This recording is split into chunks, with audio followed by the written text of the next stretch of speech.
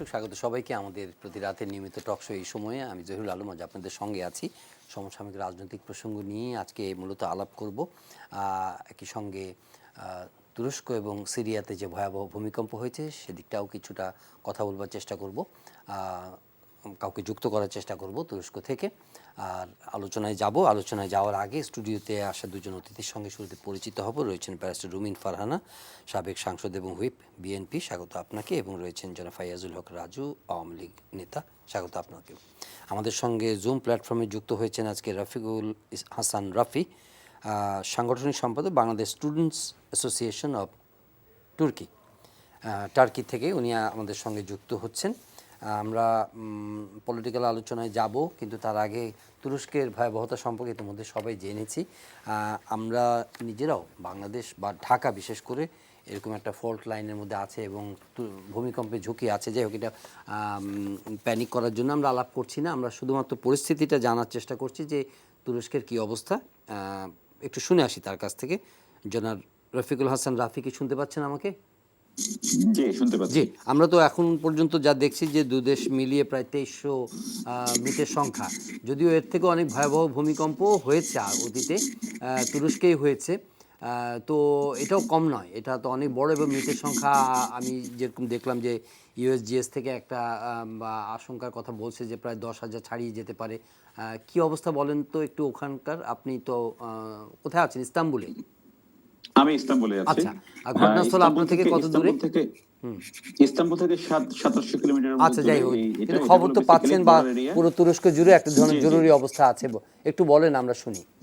জি জি জি জি তুরস্কের এই ভূমিকম্পটা গতকাল রাত 4টার দিকে হয়।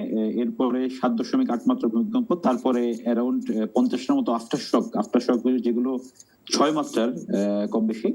তারপরে আজকে দুপুর 1টার দিকে আরো একটা ভূমিকম্প হয়, সেটা 7.6 মাত্রার। তো অনেকগুলো ভূমিকম্প, আসলে একটার পর একটা ভূমিকম্প হওয়ার কারণে আসলে ক্ষয়ক্ষতি অনেক বেড়ে গেছে।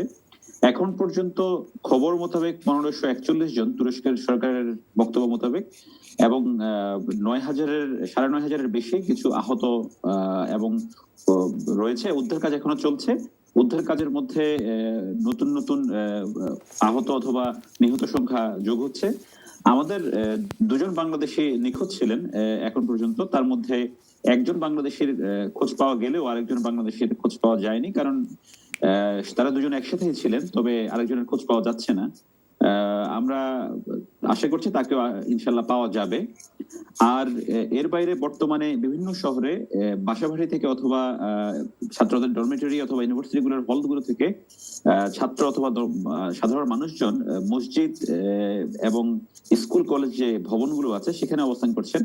একটা বিষয় মনে রাখা জরুরি যে এখানে প্রচুর ঠান্ডা পড়ছে বর্তমানে, এখানে শীতের সময়, এবং তাপমাত্রা হিমাঙ্কের নিচে অবস্থান করছে। তাপমাত্রা হিমাঙ্কের নিচে অবস্থান করায় উদ্ধার কাজও ব্যাহত হচ্ছে কিছুটা। তার সাথেও মানুষজন যারা যারা আহত অথবা নিহত অথবা ঘরবাড়ি হারিয়েছেন, তাদের জন্য একটা অবর্ণনীয় দুর্ভোগের পরিস্থিতি বলা যায়। এখন পর্যন্ত 5 থেকে 6,000 ঘরবাড়ি বিধ্বস্ত হয়েছে, এরকম খবর শোনা যাচ্ছে, এবং আরো হওয়ার সম্ভাবনা হয়তো পরবর্তীতে আছে। ঠিক আছে, জি, ধন্যবাদ জনাব রফিকুল হাসান রাফি, আপনাকে অসংখ্য ধন্যবাদ। ইস্তাম্বুল থেকে আমাদের সঙ্গে যুক্ত হয়েছেন এবং এই ভয়াবহতা সম্পর্কে আমাদেরকে জানিয়েছেন। আমাদের জন্য এটা প্রাসঙ্গিক আলোচনা, কারণ ভূমিকম্পের এই ধরনের বিপর্যয়ে আমাদের প্রস্তুতির বিষয়টিও আমাদের জানা দরকার। আমরা আলোচনায় যাব, যদি ছোট করে কমেন্ট করতে চান কিনা যে আমাদের প্রস্তুতি, আমরাও তো একটা ভূমিকম্প প্রবণ অঞ্চলে আছি। আমি তো আমাদের কোনো প্রস্তুতি দেখি না, এবং যেভাবে নকশা বহির্ভূতভাবে বাড়িঘর তৈরি হচ্ছে, মানুষ যেখানে পারছে হাই রাইজ বিল্ডিং তৈরি করছে, আমাদের যদি এর আশপাশেও কিছু পরিস্থিতি এরকম হয়, আমাদের মৃতের সংখ্যা তারা বলছিল 2300, আমাদের কত লাখে গিয়ে দাঁড়াবে আমরা জানি না। এবং আমাদের কিছু আলামত তো আমরা দেখেছি, মানে মাঝে মধ্যে তো যেই হালকা মানে কম মাত্রার ভূমিকম্পের মধ্যে আমরা দেখেছি যে আমাদের সেই প্রস্তুতিটা নাই। সেই জায়গাটা আমার মনে হয় যে আমাদের সরকারের আরো বেশি নজর দেওয়া উচিত। জি জি, ধন্যবাদ আপনাকে জহির ভাই, সেই সাথে এনটিভির অগণিত দর্শকদেরকে শুভেচ্ছা এবং সালাম। নিঃসন্দেহে আমাদের ভাতৃপ্রতিম দেশ, বন্ধুরাষ্ট্র তুরস্কে যেই ভয়াবহ ঘটনাটি ঘটেছে সেটার জন্য আমরা খুবই আজকে দুঃখ প্রকাশ করছি এবং সমবেদনা জানাচ্ছি নিহত এবং যারা আহত হয়েছেন তাদের সকলের পরিবারের প্রতি। এখন আমাদের দৃষ্টিকোণ আসলে আমাদের দিকেই দেওয়া উচিত আমি মনে করি। রুবিন ঠিকই বলেছেন যে আমাদের আরও প্রস্তুতি দরকার, তবে প্রস্তুতি যে নাই এটি আবার ঠিক না। আমাদের ডিজাস্টার প্রিপেয়ারনেস একটা ডিপার্টমেন্ট আছে জাতীয়, এবং তাদের অনেকগুলা ডিপার্টমেন্টের আন্ডারে অনেকগুলি আপনার শাখা প্রশাখা সারা দেশে আছে। তো আমরা জানেন যে একটি ভূমিকম্প প্রবণ এলাকার ভিতরে আছে, এটাকে টেকটনিক রিজিয়ন বলা হয়। অর্থাৎ আমাদের সেই ফিয়ার ফ্যাক্টরটা কিন্তু রয়ে গেছে, আমাদের পসিবিলিটিটা রয়ে গেছে।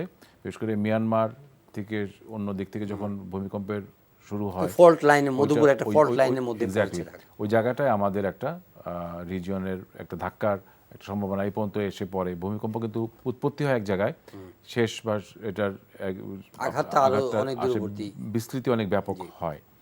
তো সেই দিক থেকে সেই নিরিখে বলা যায় যে আরও বেশি ব্যাপক প্রস্তুতি দরকার। তবে বাংলাদেশের ঢাকা শহর এবং চিটাগং শহর বা মেজর মেট্রোপলিসগুলা খুব হাইলি বা ডেন্সলি পপুলেটেড, এটা একটা আমাদের একটা বড় কারণ। আমাদের আবাসন ব্যবস্থায় এখন অনেক আপনার আধুনিক হয়েছে এবং ফাউন্ডেশন থেকে শুরু করে সব কিছু মোটামুটি আধুনিকভাবেই করা হয়, বিশেষ করে পাইলিং কাজগুলি।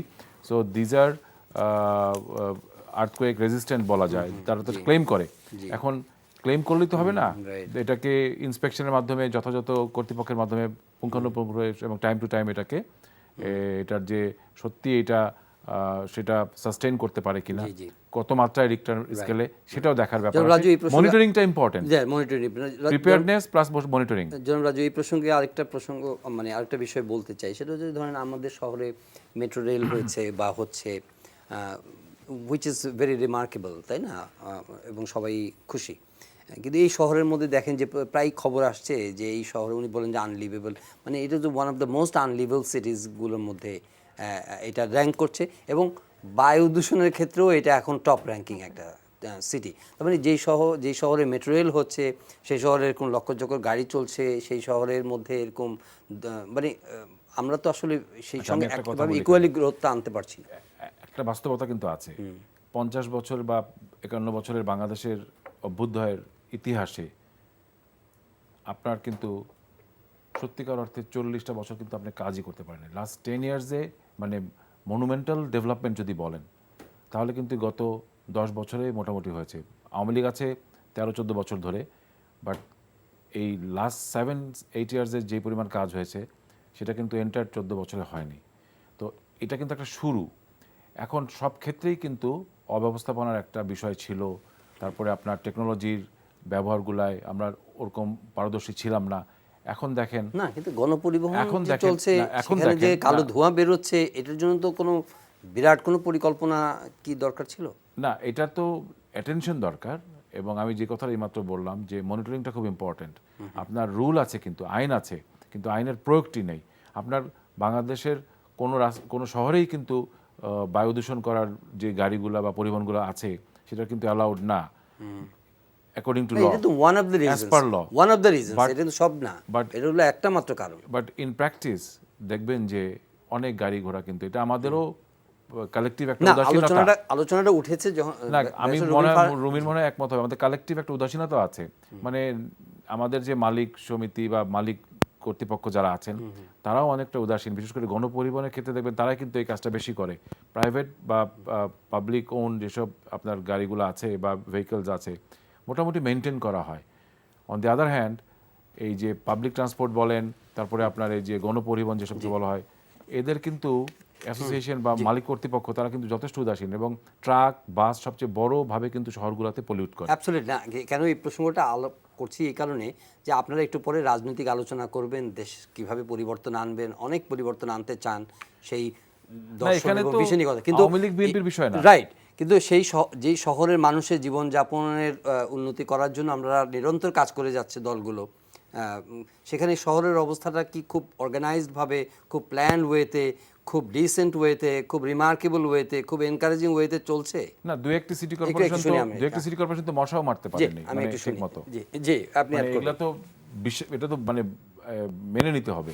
দেখুন, আমরা বিশ্বের সবচেয়ে দূষিত বায়ুর দেশগুলোর একটা, এবং আমাদের যে র্যাঙ্কিং প্রতি বছর ছাপা হয় সেই র্যাঙ্কিংয়ে বাংলাদেশের অবস্থান প্রতি বছরই আর আগের বছরের চেয়ে নিচে নামে, এবং বলা হচ্ছে যে এখানে বায়ু দূষণের যে একটা ঘনমিটার তাদের যে পরিমাপক, সেখানে 10 হলেই সেটাকে ডেঞ্জারাস ধরা হয়, সেখানে বাংলাদেশ 76।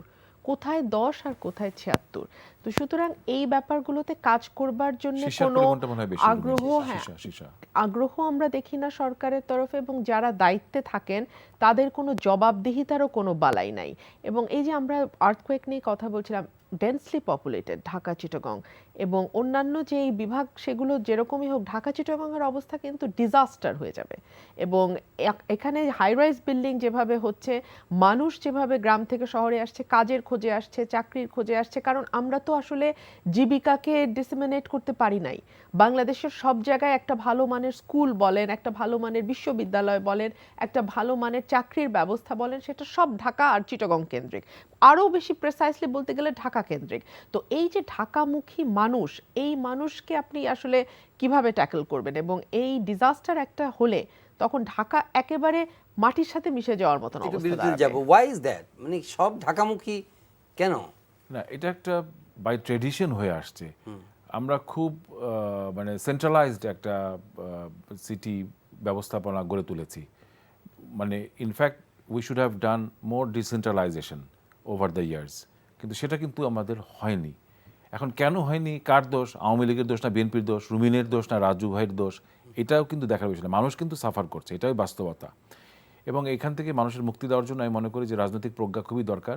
মাননীয় প্রধানমন্ত্রী শেখ হাসিনা উনি চেষ্টা করে যাচ্ছেন একক হাতে সুন্দর করে সাজানোর জন্য, বাট ওনারও তো লিমিটেশন আছে। ওনার একার পক্ষে সব কিছু কথা, আমি যেই কথাই বললাম যে আমি নাম করে বলছি না, দুই একটি সিটি কর্পোরেশনের কিন্তু যথেষ্ট অব্যবস্থাপনা চোখে পড়েছে, মশা নিধন নেই। মানে কী কারণে তারা পারে না সেটা আমি তো টেকনোলজি এক্সপার্ট না, আপনিও টেকনোলজি, বাট নিশ্চয়ই কিছু ব্যবস্থা আছে যেটার মাধ্যমে মিটিগেট করা যায়, সেই কাজটিও করতে পারেন। আজকে দেখেন যে শীতকালে কিন্তু মশা বেড়ে যায়। এটা কিন্তু কোনো আওয়ামী লীগ বিএনপির বিষয় না, এটা কিন্তু নাগরিক সেবার মিনিমাম একটা জায়গা। এই জায়গায় যদি এই ধরনের যারা জনপ্রতিনিধি হয়েছেন তারা যদি তার ডিউ যে রেসপন্সিবিলিটি ক্যারি আউট করতে না পারে বা দায়িত্ব করতে না পারে, এখানে অন্য যারা কম্পিটেন্স তাদেরকে দেওয়া উচিত সুযোগ তাহলে। বিকজ এই যে ধরে রাখার একটা প্রবণতা এবং কাজও করে না, এটা একটা খারাপ। এবং দিন শেষে কিন্তু সরকারের বা সরকার প্রধানের উপর গিয়ে সব কিছু দায়িত্ব চলে যায়। ধন্যবাদ। এবং আমাদের এটা কালচার। ব্যারিস্টার রুমিন ফারহানা, প্রেসিডেন্টের মেয়াদ তো শেষ হতে চলেছে, নতুন প্রেসিডেন্ট আসবে, কিছু নাম আসছে, সেটা নিয়ে আলাপ করবো রাজু ভাইয়ের সঙ্গে। কিন্তু আপনি কি মনে করেন যে নতুন প্রেসিডেন্টের সামনে, আমাদের কনস্টিটিউশনালি তো প্রেসিডেন্টের অবস্থা আমরা জানি যে কতটা পাওয়ার উনি হোল্ড করছেন, কিন্তু একটা ইলেকশন ইয়ারে এসে নতুন প্রেসিডেন্টের সামনে কি ধরনের ভেরি ক্রুশাল নির্বাচনকে সামনে রেখে একজন রাষ্ট্রপতির দায়িত্ব অনেক বেড়ে যায়। যদিও সাংবিধানিকভাবে তার ক্ষমতা খুবই সীমিত, প্রধানমন্ত্রী এবং বিচারপতিকে অ্যাপয়েন্টমেন্ট দেওয়ার বাইরে আসলে তার কোনো ক্ষমতা নেই, এবং এই অ্যাপয়েন্টমেন্টটা আসলে আলংকারিক। এটাও তার নিজস্ব কোনো ক্ষমতা ব্যবহার করে যে তিনি স্বাধীনভাবে সিদ্ধান্ত নিতে পারেন তেমনটিও না। যেই দল সর্বোচ্চ আসন পায় সেই দল থেকেই প্রধানমন্ত্রী নির্বাচিত হন, এবং প্রধান বিচারপতিও তাকে প্রধানমন্ত্রীর পরামর্শক্রমেই যাকে প্রধানমন্ত্রী বলেন তাকেই করতে হয়। সুতরাং এগুলো খুবই আলংকারিক, কিন্তু তারপরেও নির্বাচনটাকে সামনে রেখে ডেফিনেটলি অনেকগুলো নতুন চ্যালেঞ্জ সামনে চলে আসে, এবং বিশেষ করে বাংলাদেশে যেহেতু নির্বাচন ব্যবস্থাটা এখনো সেটেলড না, এই নির্বাচন ব্যবস্থায় রাজনৈতিক দলগুলো নির্বাচনে অংশ নেবে কিনা, নির্বাচন কীরকম হতে যাচ্ছে, এবং যে কোনো উপায় জিততে মরিয়া সরকারি দল, সেই অবস্থায় দাঁড়িয়ে নির্বাচনটা কিভাবে হ্যান্ডেল করবে নির্বাচন কমিশন। কারণ কমিশন তো শুরুতেই ওথ নেওয়ার পরে আপনার নিশ্চয়ই মনে আছে হাত পা তুলে বলেছিল যে জেলেনস্কির মতন বিরোধী দলকে মাঠে থাকতে হবে, কেউ যদি মাঠ ছেড়ে চলে যায় সেটার দায়িত্ব তো নির্বাচন কমিশন নেবেন। অর্থাৎ প্রথমেই কিন্তু এক ধরনের সারেন্ডারের মতন আমরা নির্বাচন কমিশনকে দেখেছি। তো এই নির্বাচন কমিশন নিয়ে এমন একটি নির্বাচন করা, যে নির্বাচনটির ইমিডিয়েট আগের দুটো নির্বাচন কিন্তু ভীষণ রকম সমালোচিত। 2014-এর নির্বাচন একদলীয় নির্বাচন, এখানে প্রধান বিরোধী দল সহ অন্যান্য যে রাজনৈতিক দলগুলো আছে তারা বয়কট করেছে, এবং অবস্থা এমন দাঁড়িয়েছে যে মহাজোটের ভেতর থেকে জোর করে বিরোধী দল বানানো হয়েছে। সেটা কিছুদিন আগে সংসদে ব্যাপক আলোচনাও হয়েছে সেটা নিয়ে, যখন এরশাদ সাহেবের জামানত বাজেয়াপ্ত নিয়ে কথা হয়েছে, সরকারি দলের একজন সাংসদ বলেছেন এই কথা, তখন বিরোধী দল, মানে এখন যারা গৃহপালিত বিরোধী দল বা যেটাই বলেন সংসদের বিরোধী দল, জাতীয় পার্টি, সেখান থেকে তীব্রভাবে প্রতিবাদ করা হয়েছে এবং বলা হয়েছে যে এরশাদ সাহেব তো নমিনেশন পেপার উইথড্র করে ফেলেছিলেন, তাকে জোর জবরদস্তি করে ইলেকশনে নিয়ে আসা হয়েছে। তারপরে যে 2018 নির্বাচন, সেটাও স্বস্তিদায়ক নির্বাচন নয়, মধ্যরাতের নির্বাচন হিসেবে এটা বিশেষভাবে পরিচিত। এইরকম একটা ব্যাকগ্রাউন্ডে দাঁড়িয়ে আমাদের 24 বা 23-এর শেষে যে নির্বাচন হতে যাচ্ছে, আমাদের সময় কিন্তু হাতে একদম বেশি নাই, 1 বছরেরও কম সময়।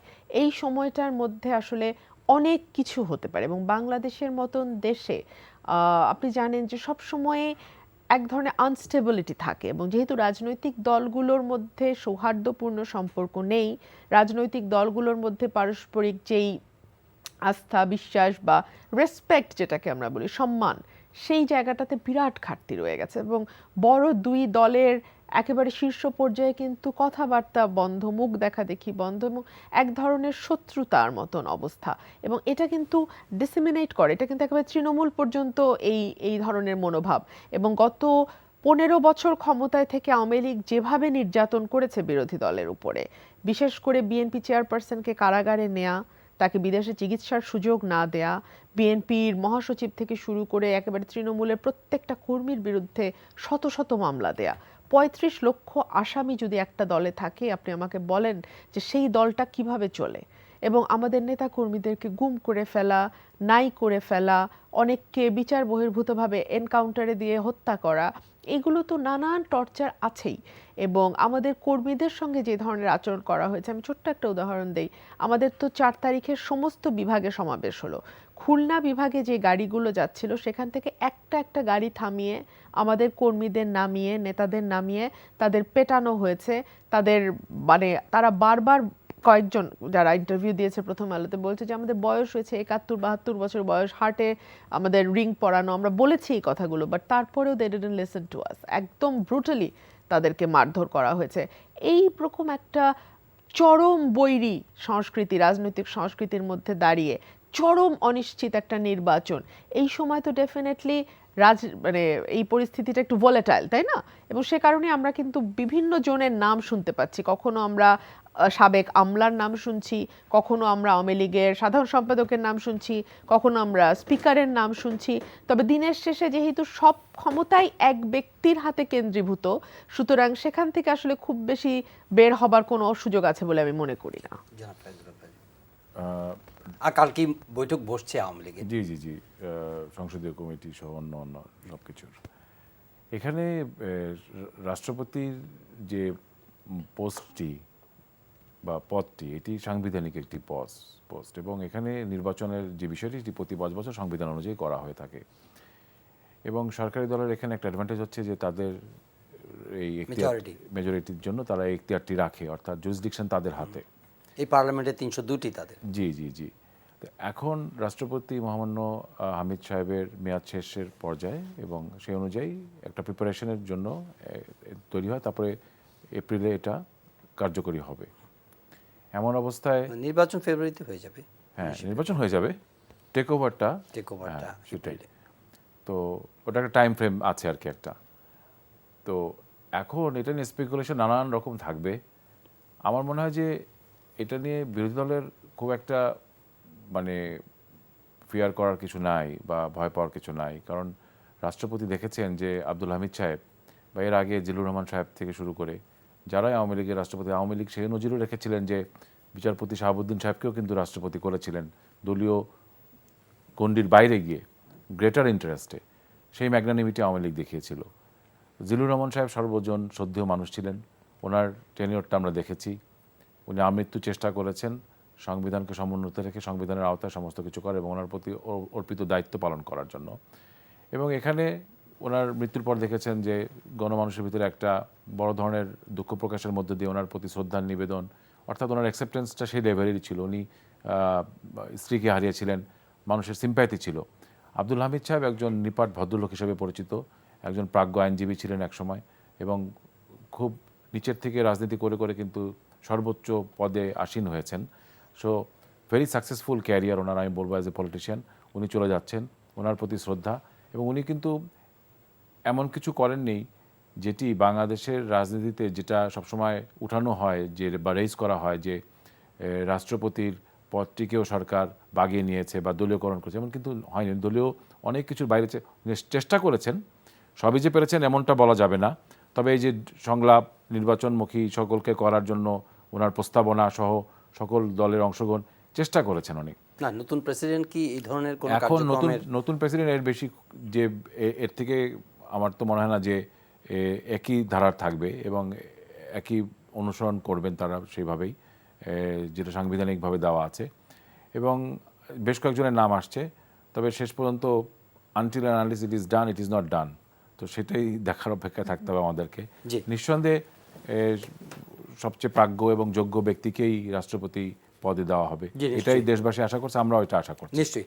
একটা বিষয় আসছে যে প্রতিদিন আলাপ হয়, আজকেও বিএনপি নেতারা বলেছেন যে সরকার যেন বিএনপিকে সহিংসতার দিকে ঠেলে দিতে চাইছে, এরকম একটা অভিযোগ। কিন্তু বিএনপি আবার এটা বলছে যে তারা গ্র্যাজুয়ালি আন্দোলন চাঙ্গা করবে এবং মার্চে গিয়ে তারা আরও এটা ইন্টেন্সিটি বাড়বে এবং তাদের যে দাবি, কিন্তু অ্যাপারেন্টলি তাদের যে 27 দফা বা 10 দফা বা তাদের যে অ্যাক্টিভিটি, সেটা দেখে মনে হয় না যে না সেরকম কোনো মানে এরকম একটা বড় দাবি রিয়েলাইজ করার মতো স্ট্রেংথ তাদের কার্যক্রমে দেখা যাচ্ছে না। কবি পদযাত্রা করছে, তার অবস্থান আগে একটা করছে। কথা বলে জি। নিতে চাই এক সেকেন্ডের জন্য। মানে রাষ্ট্রপতির প্রসঙ্গ আসলে কিন্তু অনেক সময় মানে আমি বিব্রত বোধ করি নিজেও। বদরুদ্দোজা চৌধুরী বিএনপির রাষ্ট্রপতি ছিলেন, ওনাকে কিন্তু যথেষ্ট বেগ পেতে হয়েছিল এবং উনি কিন্তু সামান্য একটি হয়তো ওনার দৃষ্টিকোণ থেকে ভুল নয়, বাট তৎকালীন বিএনপি সরকারের দৃষ্টিকোণ থেকে একটা ভুল ছিল যে ওনার ছেলে বা উনি ঠিক ওনাদের বঙ্গবন্ধুর ব্যাপারে বিবৃতি দেওয়া খুব একটা মেনে নিতে পারেনি। তো আসলে রাষ্ট্রপতির পথে তো সেরকমই হওয়া উচিত যে কিছুটা হলেও নিরপেক্ষ না, কিন্তু নতুন রাষ্ট্রপতি এটা নিশ্চয় আশা করছে না আওয়ামী লীগ করবে না। নতুন রাষ্ট্রপতি ওনার ম্যাগনানিমিটি দেখি উল্টো কোনো রাজনৈতিক আমি না, intervene কিন্তু করতে তাই বলে চাই। রেল লাইনের উপর দিয়ে স্বীয় দলের রাষ্ট্রপতিকে দৌড় দিতে হবে এরকমটা আশা করা যায় না। এটা কিন্তু নজিরবিহীন। সরি ভাই, আচ্ছা একটু বলেন বলি, হ্যাঁ। জি বলেন। শাহাবুদ্দিন সাহেবকে খুব সৎ উদ্দেশ্য নিয়ে রাষ্ট্রপতি করা হয়েছে, এটা ভাববার কোনো কারণ নেই। 2001 সালের নির্বাচনের পরে শাহাবুদ্দিন সাহেবকে চাপ দেওয়া হয়েছিল সেই নির্বাচন বাতিল করবার জন্য। শাহাবুদ্দিন সাহেব সেটা করেন নাই এবং না করার পরে আওয়ামী লীগের সভানেত্রী যে রিয়াকশন আমরা দেখেছিলাম সেটা এখনো আমাদের মনে আছে। সুতরাং তাকে যে খুব সৎ উদ্দেশ্যে করা হয়েছে তা না। এরপরে যারা রাষ্ট্রপতি হয়েছেন তারাও কিন্তু দলের বাইরে এক চুল যাবার মতো নৈতিক সাহস দেখাতে পারেন নাই।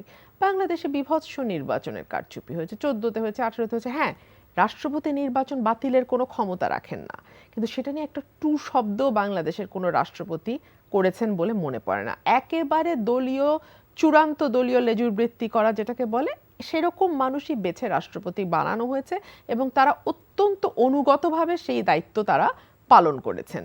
এবং আমরা যে সংসদে বিভিন্ন সময় বিভিন্ন বিল নিয়ে আলাপ করেছি, ফর এক্সাম্পল নির্বাচন কমিশন গঠন বিল, হ্যাঁ, এটা মানে irrespective of any party, irrespective of any party না। আমি যেহেতু আওয়ামী লীগ নিয়ে কথা হচ্ছে, কারণ এবং যেহেতু শাহাবুদ্দিন সাহেবকে নিয়ে ওনারা একটু প্রাইড নেওয়ার চেষ্টা করছেন, আমি একটু বলতেই হয় যে শাহাবুদ্দিন সাহেবের কাছে এক্সপেকটেশনটা ছিল যে একেবারে দলীয় ব্যক্তির মতো কাজ করবে। দেখুন, এতগুলো বিল এসছে, কোনো একটা বিল আজ অবধি কোনো রাষ্ট্রপতি কি ফেরত পাঠিয়েছে? অর্থ বিল তারা ফেরত পাঠাতে পারে না, কিন্তু অন্য বিলগুলো তো তারা ফেরত পাঠাতে পারে, দ্বিতীয়বার পুনর্বিবেচনার জন্য বলতে পারে, কিছু জায়গায় সংশোধন আনতে পারে।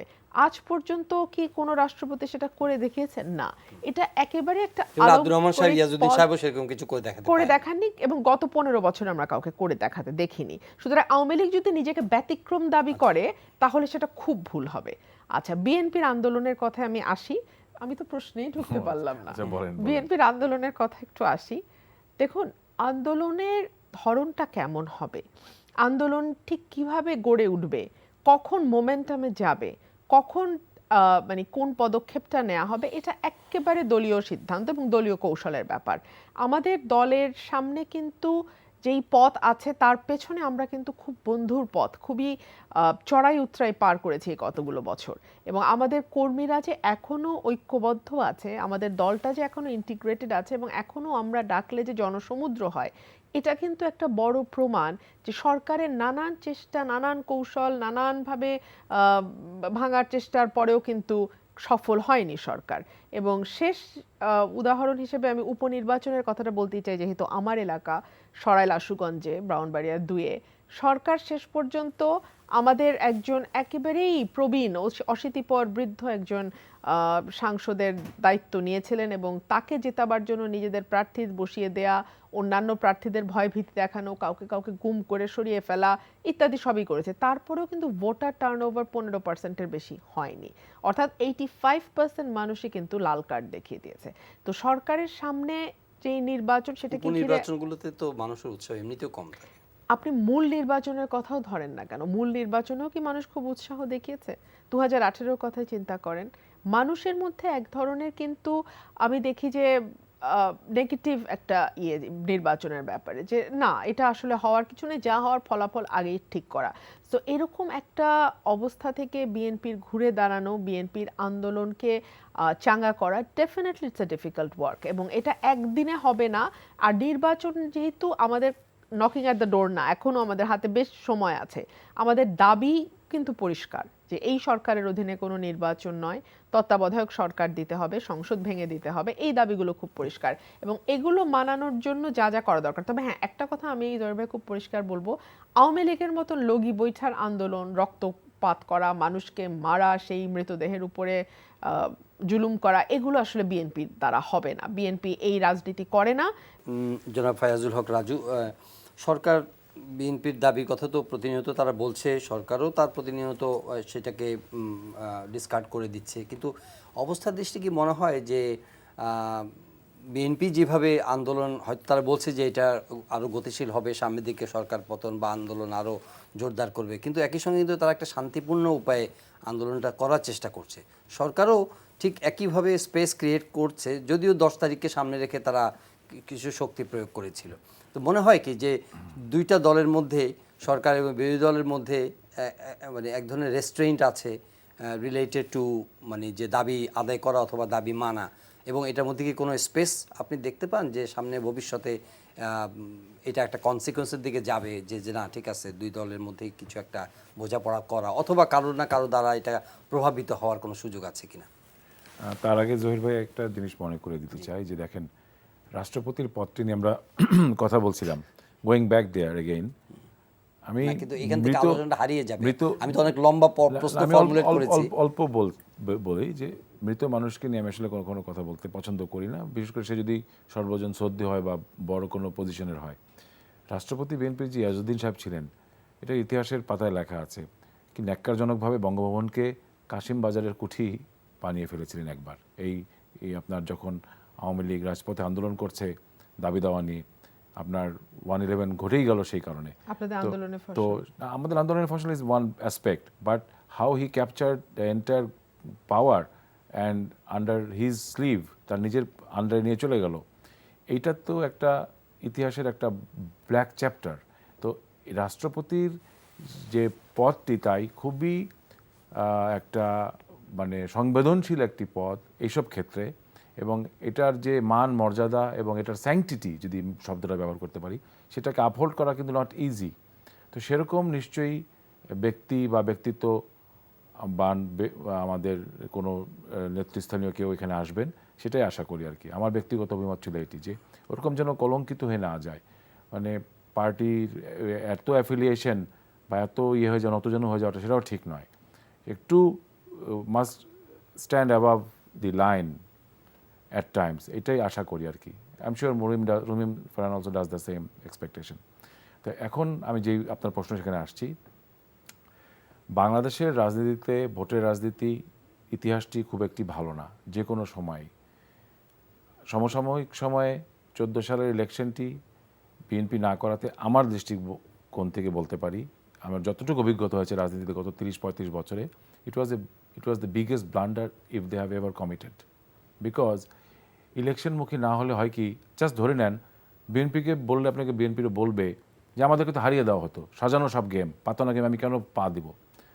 কিন্তু যদি আপনি ইলেকশনে পার্টিসিপেট করতেন, কাম টু দি কারেন্ট হ্যাঁ, না পিছনের কথা বলে তো এখন লাভ নেই না, ওইসব নিয়ে কিন্তু কথা হয়। 14 ইলেকশন 2018-কে বলা হয় যে এগুলোকে বেঞ্চমার্ক ধরা হয়, দে আর উইলিং টু পার্টিসিপেট। এখন কিভাবে করবে 14 ইলেকশন আর 2018 ইলেকশনকে বেঞ্চমার্ক ধরা হয় খারাপ ইলেকশনের কথা বলে, যে আপনার ওটা টার্মিংটা সেভাবে বলা হয়, কিন্তু সেটা কিন্তু আসলে না। সেখানে যে বিএনপি ইলেকশনে না আসাতে এটার যে ব্যালেন্সিং ফ্যাক্টরটা যে নষ্ট হয়ে গেছিল এবং সমস্ত সুযোগ আওয়ামী লীগের হাতে তুলে দেওয়া হয়েছিল, এটাও তো একটা তাদের দায়বদ্ধতা আছে।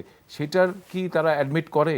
এটা একটা খুব ইম্পর্টেন্ট প্রশ্ন কিন্তু, যে আওয়ামী লীগের যদি 100% ফল্ট থাকে, সেখানে বিএনপির কত পার্সেন্ট দায়, what percentage of responsibility they have to render, এখানে সেটা তো জানা উচিত। সেটা তারা কখনো অ্যাডমিট করে না, কিন্তু বলে যে না, এন্টায়ারলি আওয়ামী লীগের দায়। 14 ইলেকশন আওয়ামী লীগ হাইজ্যাক করে নিয়ে গেছে, 18 আওয়ামী লীগ হাইজ্যাক করে নিয়ে গেছে।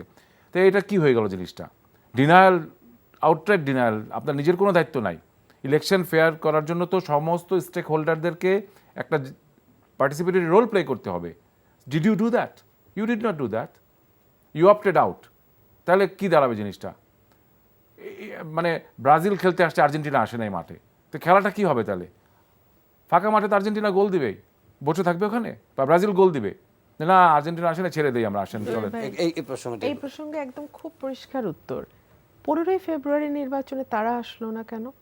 যেই নির্বাচনটাকে নিয়ে তারা এখনো প্রশ্ন করে, যেই নির্বাচনকে নিয়ে তারা কথায় কথায় কথা বলে, 15ই ফেব্রুয়ারি নির্বাচন ছিল একেবারে সময়ের প্রয়োজনে, কারণ তারা তত্ত্বাবধায়ক সরকারের দাবিতে সংসদ বর্জন করে বসে আছে 2 বছর ধরে। সুতরাং ওই নির্বাচন যদি না হয়, বিএনপি 2/3 মেজরিটি নাই যে সংবিধান সংশোধন করে তত্ত্বাবধায়ক সরকার আনবে, সেই মেজরিটি বিএনপি ছিল না। সুতরাং 15ই ফেব্রুয়ারির নির্বাচন কেন তারা বর্জন করলো? তারা যদি আসতো তাহলে তো তাদেরকে নিয়েই তত্ত্বাবধায়ক সরকার ব্যবস্থা আমরা সংবিধানে আনতে পারতাম। এবং বিএনপি আর আওয়ামী লীগের চরিত্র তো এক না। বিএনপি কিন্তু ওয়াদা করেছিল যে তারা স্টেপ ডাউন করবে, তারা স্টেপ ডাউন করেছে। তারা একটা ফেয়ার ইলেকশন দিয়ে আওয়ামী লীগ ক্ষমতায় নিয়েছে 96 সালে, তারপরেও তারা একলা পারে নাই, 151টা আসন তারা পায় নাই। জাতীয় পার্টির সঙ্গে জুড়ে তারা 151টা আসন ম্যানেজ করেছে সামহাও। তো এখন 15ই ফেব্রুয়ারি নির্বাচনও তো আমরা বলতে পারি। আসলে বিষয়টা হচ্ছে যে আপনি নির্বাচনে কখন অংশ নেবেন, যখন আপনার মনে হবে যে নির্বাচনটা মিনিমাম যে স্ট্যান্ডার্ড সেটা মেনটেন করা হবে সেই নির্বাচনে, এবং একটা মোটামুটি ফ্রি ফেয়ার ইলেকশন হবে।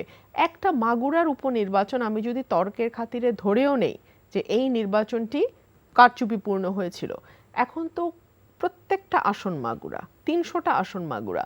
তো এখন আপনি কি করে আশা করেন যে একটা দলীয় সরকারের অধীনে বিএনপি নির্বাচনে যাবে, নোয়িং ফুললি ওয়েল যে এভরিথিং হ্যাজ বিন অর্কেস্ট্রেটেড এবং এভরিথিং ইজ অলরেডি প্রিডিটারমাইন্ড, সবই ঠিকঠাক আছে নিজেদের মধ্যে? তখন আপনি কিভাবে সেই নির্বাচনে যাবেন? নির্বাচন মানে হচ্ছে একটা প্রতিদ্বন্দ্বিতা থাকবে। এবং আমরা তো 18 নির্বাচনের আগে দেখেছি যে আমাদের প্রার্থীরা মাঠে নামতে পারে নাই, তাদেরকে পিটিয়ে ফেলেছে। আমাদেরকে ওয়াদা করুক 24-এর আগে, কারণ 18-র সময় তো তারা বলেছিল যে আমাদের রাজবন্দীদের তারা মুক্তি দেবে, যারা পলিটিক্যাল মামলায় আছে তাদের মুক্তি দেবে, আমাদের প্রার্থীরা ফ্রিলি ক্যাম্পেইন করতে পারবে। একটা এলাকাতে সেটা কার্যকর হয় না। এই বছর তারা কি বলছে? 23-এর কথাটা বলি, বা 24-এ যখন ইলেকশন হয়, ইলেকশন কমিশন অবশ্য বলেছে ডিসেম্বরই হবে, অর্থাৎ 23 চলে আসছে। তাহলে ইন দ্যাট কেস আমরা লাস্ট 5 মিনিটস এখানে একটা জিনিস বিএনপি সব প্রধান যে বিরোধী শক্তি আছে তাদেরকে বুঝতে হবে যে এখানে ট্রেডিশনালি একটা কালচার আছে যেটা রূঢ় বাস্তবতা, একদম গ্রাউন্ড রিয়ালিটি। সেটা হচ্ছে যে এখানে আপনাকে শেয়ানে খেলতে হবে। আপনি যদি সেই জায়গায় নিজের ত্রুটির কারণে বিচ্ছিন্ন একটা অবস্থানে চলে যান বা ক্ষয়িষ্ণু একটা শক্তিতে পরিণত হন, তখন কিন্তু সেখানে আওয়ামী লীগ সেটাকে এম্পাওয়ার করবে না, কিন্তু আওয়ামী লীগের সেটা দায়িত্ব না। যেমন ব্রাহ্মণবাড়িয়ার ইলেকশনটা যেটা হলো বাই ইলেকশন, সেখানে বিএনপির একজন বিরোধী প্রার্থী দাঁড়িয়েছে, Awami League did not place any candidate there, এটা তার কৌশল, এবং সেখানে সাপোর্ট অ্যাপারেন্টলি চলে গেছে বিএনপির বিদ্রোহী প্রার্থীর কাছে। অ্যান্ড এখানে ইলেকশন কিন্তু হয়েছে, এখানে তো বলতে পারবে না বিএনপি যেখানে কোনো চুরি ডাকাতি হয়েছে বা এখানে কোনো ভোটার টার্নআউট কম ছিল। ভোটার টার্নআউট কম হয়ে থাকে সেটা অন্য ব্যাপার, ইলেকশন নিয়ে অ্যাট্রাকশন কম বা ইন্টারেস্ট কম সেটা অন্য একটা অ্যাসপেক্ট কমপ্লিটলি। বাট ইলেকশনটা তো as a whole free and fair হয়েছে, and the deserving candidate came out with flying colours. ঠিক আছে, ক্যান্ডিডেট যখন একজন হয় সেই ইলেকশন ফ্রি আর ফেয়ার হওয়ার মধ্যে আছে, ক্যান্ডিডেটই তো একজন, বাকিদেরকে আপনি ভয় দেখিয়ে বসিয়ে দিয়েছেন, প্রলোভন দিয়ে বসিয়ে দিয়েছেন, এবং এক প্রার্থী গুমও হয়ে গেছে নির্বাচনের আগে। আত্মগোপনে ছিলেন, আত্মগোপনে কেন গেলেন উনি বলেছে সেভাবে যে আমি কেন গেলেন, ওনার অ্যাডমিটেন্সটা সেটাই বলে, আমরা তো ওইটাকে ধর্তব্যের ভিতরে নিতে হবে। সবচেয়ে বড় কথা কি, আপনি যখন অ্যাট পার না থাকবেন in terms of your power political বা পলিটিক্যাল যে আপনার যে স্ট্রেংথটা, সেইটা যদি সমান না হয় এবং সেটার জন্য যদি আপনার ব্যর্থতা থাকে, সেটার দায়ভার ব্যারিস্টার রুবিন ফারহান, সেটার দায়ভার বিএনপি কে অ্যাট পার মনে করছেন Neck to neck- as a political neck to neck আসতে হবে। হ্যাঁ, এবং আপনারা কিন্তু দাবি সেটা- রিয়ালাইজ করতে না পারলে জহির ভাই, you not get. Neck to neck strength দেখাতে হবে, but in terms of popularity, not in terms of আপনার Muscle. Destruction or muscle power. আমি একটা কথা খুব পরিষ্কার বলি, বিএনপি দলটাকে যদি আপনি আওয়ামী লীগ দলটার সাথে তুলনা করেন তাহলে আমি বলবো বিএনপি আওয়ামী লীগের চেয়ে 1000 গুণ বেশি শক্তিশালী। আজকে আওয়ামী লীগ ক্ষমতা থেকে গেলে দলটা ঝুরঝুর করে পড়ে যাবে, কারণ দল এখন পুরোপুরি সুবিধাবাদী এবং মানে যাদের ওনাদের ভাষায় কাউয়া, ওনাদের সাধারণ সম্পাদকের ভাষায় বসন্তের কোকিল কাউয়া, তাদের দ্বারা পূর্ণ। এবং না, কিন্তু আওয়ামী লীগ বিএনপি তো 21 বছর পাওয়ারের বাইরে ছিল এন্ড দে রিমার্জড। হ্যাঁ, তারা এসছে ক্ষমতায় এসছে, জাতীয় পার্টির সঙ্গে এসছে, হ্যাঁ, অস্বীকার তো করবো না। আওয়ামী লীগ তো বড় দল, এটা তো কেউ অস্বীকার করছে না, না, বললেন যে কিন্তু গত 15 বছরে আওয়ামী লীগ তার দলের যে ক্ষতি করেছে, পুরোপুরি সুবিধাবাদীদের হাতে দল চলে গেছে এবং রাষ্ট্রযন্ত্রের উপর যে নির্ভরতা আওয়ামী লীগের, পুলিশ প্রশাসন বিচার বিভাগ থেকে শুরু করে রাষ্ট্রের অন্যান্য যে অর্গানগুলো আছে তাদের উপরে আওয়ামী লীগ যে পরিমাণ ডিপেন্ডেন্ট।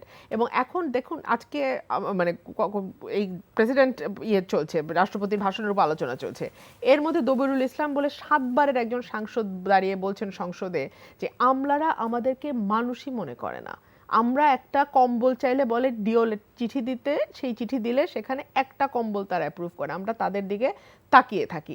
এই যে এইভাবে একটা দলকে শেষ করে দিয়ে, রাজনীতিবিদদের সম্মানকে ধুলায় মিশিয়ে দিয়ে, প্রশাসনের উপর নির্ভরতা, আমলার উপর নির্ভরতা, পুলিশের উপর নির্ভরতা, এই নির্ভরতাগুলোকে যদি আপনি শক্তি হিসেবে ধরেন তাহলে আওয়ামী লীগ বিরাট শক্তিধর, কিন্তু আপনি যখন এগুলোকে বিএনপি মাইনাস এত করে শক্তির দিবেন, বিরুদ্ধে লড়াই করতে পারবে? বিএনপি তো লড়াই করছে এবং এটাই মজা। আওয়ামী লীগ ভেবেছিল বিএনপি বহু আগেই ডিসম্যান্টলড হয়ে যাবে, হয়নি, কিন্তু বিএনপি এখনো শক্তিশালী আছে এবং এত নির্যাতনের পরেও দেখেন কর্মসূচিগুলো এত উস্কানি, কথায় কথায় So, উস্কানি, BNP is তারপরেও resolved. কিন্তু BNP resolved, BNP এখানে- determined. এখানে বিএনপি শক্তিশালী হলে গণতন্ত্রের জন্য ভালো। আমি মনে করি ইন গ্রেটার পার্সপেক্টিভ আওয়ামী লীগের জন্য ভালো, কিন্তু বিএনপি যখন ফ্রেজাইল হয়ে যায়, বিএনপি যখন ক্ষয়িষ্ণু হয়ে যায়, বিএনপি যখন আপনার লো আপনার স্ট্রেংথে চলে যায়, তখন কিন্তু হাউ ডু আপনি কিভাবে না, না, ক্ষয়িষ্ণু বা ফ্রেজাইল বলছেন? 10 তারিখে আমি সমাবেশকে বলছি, ঘিরে তো আমি এখানে বলছি, আমার ব্যাখ্যাটা আমি দিচ্ছি যে ভোটের রাজনীতিতে কিন্তু মানুষ কিন্তু যারা ভোটার তাদের জন্য কিন্তু একটা ইন্টারেস্ট গ্রো করাতে হয় আপনাকে। সেই জায়গাটায় কিন্তু মানুষ যখন দেখে যে শেয়ান অর্থাৎ নেক টু নেক আপনার ফাইট হচ্ছে, তখন কিন্তু মানুষ সেই লড়াইটা নিয়ে কিন্তু আগ্রহী হয়, তারপরে সে চুজ করে যে কাকে সে ভোট দিবে। দে আর আউট অফ পাওয়ার। না, সেইখানে তাদের উচিত ছিল এই যে যেমন দেখেন তারা আরেকটা ব্লান্ডার করলো যে সংসদ থেকে চলে গেল। এনারা কিন্তু সংসদটাকে ভালোই পার্টিসিপেটরি একটা রোল প্লে করছিল, and that is part of democracy. বিশেষ করে পার্লামেন্টারি ফর্ম অফ গভর্নমেন্টে আপনার এটা খুব ইম্পর্টেন্ট। সেই জায়গায় তারা হঠাৎ করে চলে গেল, তাতে কি হলো, মাইনাসের খাতায় তারা নাম লেখালো। আওয়ামী লীগের কিন্তু ক্ষতি হলো না, আওয়ামী লীগ কিন্তু যে জায়গায় ছিল আরো স্ট্রেংথেন হলো। তো এই যে কাজগুলো হচ্ছে, এটার জন্য হু উইল ফুট দ্য বিল, এটার বিলটা কে দিবে?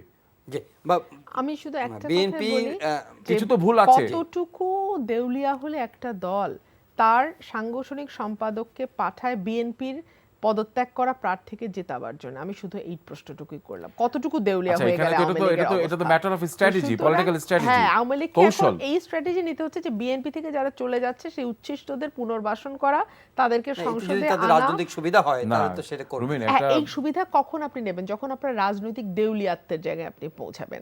আপনার এত বড় দল, আপনার এত প্রার্থী, আপনি ফ্রি ইলেকশন দেন, যে জিতবে সেই জিতবে। এই যে ফ্রি ইলেকশন না দেওয়ার যে মানসিকতা, that is very dangerous, and this is the year যেখানে তারা ইলেকশনের কথা বলছে 2023। এখানেও যদি তারা মনে করে বিএনপির এরকম সুবিধাভোগী উচ্ছিষ্ট কিছু মানুষজনকে দিয়ে তারা একটা পার্টিসিপেটরি ইলেকশন দেখাবে, দে আর লিভিং ইন ফুলস প্যারাডাইস। না, এখানে কথা খুবই পরিষ্কার যে গণতন্ত্রে প্রত্যেকের নির্বাচন করার অধিকার আছে, এবং বিএনপির যিনি ডিসিডেন্ট আপনার ক্যান্ডিডেট সাত্তার সাহেব, উনি 5-6 বার এমপি ছিলেন, উনি একজন প্রাজ্ঞ রাজনীতিবিদ, উনি বিএনপি থেকে বেরিয়ে বিদ্রোহী করেছে, এটা his own personal choice. And also Awami League has the jurisdiction and the right to support anybody directly or indirectly. এটাও কিন্তু গণতন্ত্রের একটা চর্চার দিক, এবং এখানে আপনি এটাকে ক্রিটিসাইজ করতে পারেন না এইভাবে যে আমার ইচ্ছা হয়নি বা আমার কৌশলগতভাবে আমাকে মনে হয়েছে। Sounds like everything is fair in love and war. না, আমি শুধু না, সেটা না, বলবো কিন্তু যে এটা তাদের এটা তো দেউলিয়াত্ব। কৌশল। এটা একেবারেই তাদের উনি যেটাকে দেউলিয়া বলছে, আমরা সেটাকে এবং বলছি কৌশল। এই কৌশলটা দেউলিয়া হয়ে গেলে তখন মানুষ নেয়। রাজনীতিতে কিন্তু চিরস্থায়ী মিত্র বা চিরস্থায়ী শত্রু বলেও কেউ নেই। আজকে সাত্তার সাহেবকে যদি আমি মিত্র হিসেবে দেখি, there is nothing wrong in it. ওকে, ধন্যবাদ। আজকে আর সময় নেই। ব্যারিস্টার রুমিন ফারহানা, অসংখ্য ধন্যবাদ। জনাব ফায়াজুল হক রাজু, আপনাকেও ধন্যবাদ। প্রিয় দর্শক, আজকের এই সময় শেষ করছি। ভালো থাকবেন সবাই। দেখা হবে আবারও পরের অনুষ্ঠানে। চাইলে অনলাইনে অনুষ্ঠানটি দেখতে পারেন। ভিজিট করুন ntvd.com, ইউটিউব ভেরিফাইড ফেসবুক পেজে। আমাদের জনপ্রিয় অনুষ্ঠান খবরের আপডেট চাইলে আপনারা জেনে নিতে পারেন। দেখা হবে।